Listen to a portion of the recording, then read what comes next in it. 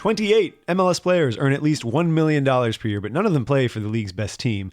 The Amsterdam Arena gets a new name. Cesc Fabregas breaks a milestone. Newcastle and West Ham are in trouble. And South American goalkeepers keep doing crazy things. It's Wednesday, March 15th, 2017. From the Total Soccer Show, Dirty Tackle, and Howler Magazine, this is The Goalmouth. I'm George Qureshi. And let's start with a spreadsheet. The MLS Players Union held its annual salary release party the other day, yesterday, I don't know. Then the big headline is that 28 players make seven figures. That's up from 23 last season, even though some big earners like Lampard, Drogba, and Keane have left the league. It's kind of amazing to see the imbalances here. The highest paid player is still Kaká, and I mean, he's good, but would you rather have him, or would you rather have Diego Valeri, Nicolas Ladero, and Miguel Almiron, and still have $500,000 left over? Anyway, possibly the most interesting, damning, hilarious item in the report is the fact that FC Dallas, the best team in MLS last year, and the only one that still hasn't lost a game this year, doesn't pay any of its players more than six figures. A couple of big games today. Arsenal plays Leicester City. The U.S. takes on Mexico in U17 World Championship qualifying. That's at 6:30 p.m., streaming on CONCACAF's YouTube channel. And then the CONCACAF Champions League final between Pachuca and Tigres kicks off at 10 p.m., streaming live on CONCACAF's Twitter.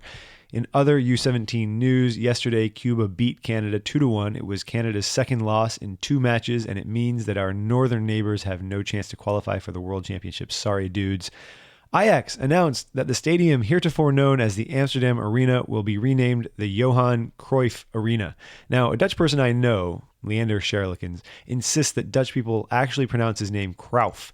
And another Dutch guy once told me that it's Gouda, not Gouda. So proceed with caution when relaying this bit of news and when ordering cheese. Chelsea beat Southampton yesterday 4-2, and Cesc Fabregas notched his 103rd Premier League assist, putting him past Frank Lampard's 102 and Wayne Rooney's 101 for that matter, and leaving him just 59 behind Ryan Giggs, who holds the record for the Premier League era. The goal itself was scored by Diego Costa, who tried to high-five his teammate but ended up slapping himself in the face and falling over. Newcastle is going up, but the club's managing director Lee Charnley may be going down. He was reportedly arrested in a raid on the club's stadium and training ground by officers of Her Majesty's Revenue and Customs Department, basically England's IRS.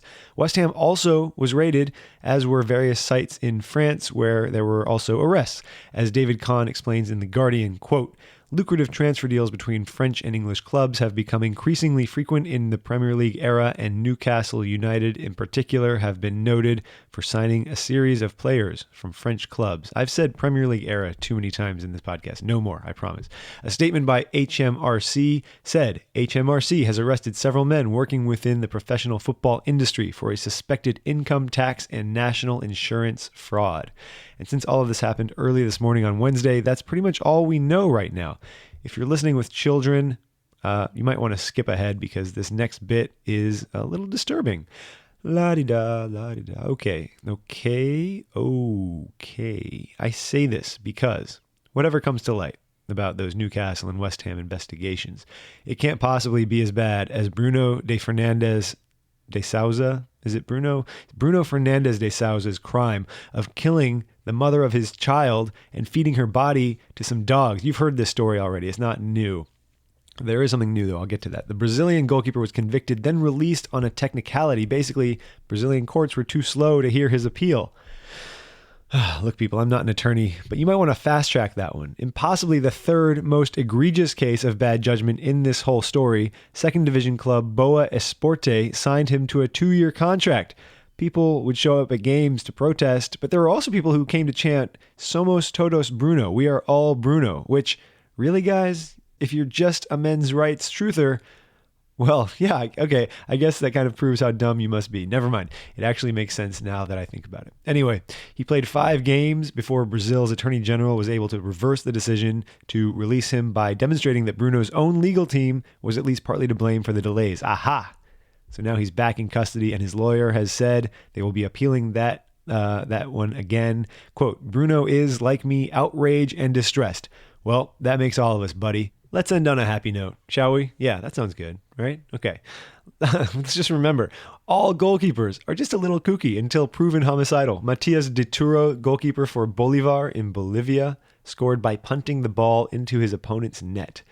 We're linking to the video in today's email, and this video happens to come from the Twitter account of Bolivar owner, erstwhile David Beckham Miami FC partner, CEO of Sprint, and one-time subject of a Howler profile who later denied telling our reporter that he likes MLS because it's, quote, communist, Marcelo Claure. Enjoy!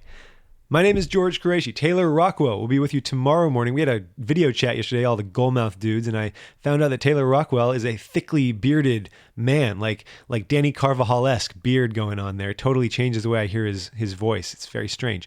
Anyway, don't forget to sign up for our newsletter. You can click out to all the stories I've mentioned on this podcast, including very conveniently the live stream links for the U17 Mexico-USA game, the CONCACAF Champions League final. It's a great resource to have. Go sign up for that. The link to do so is in the show notes.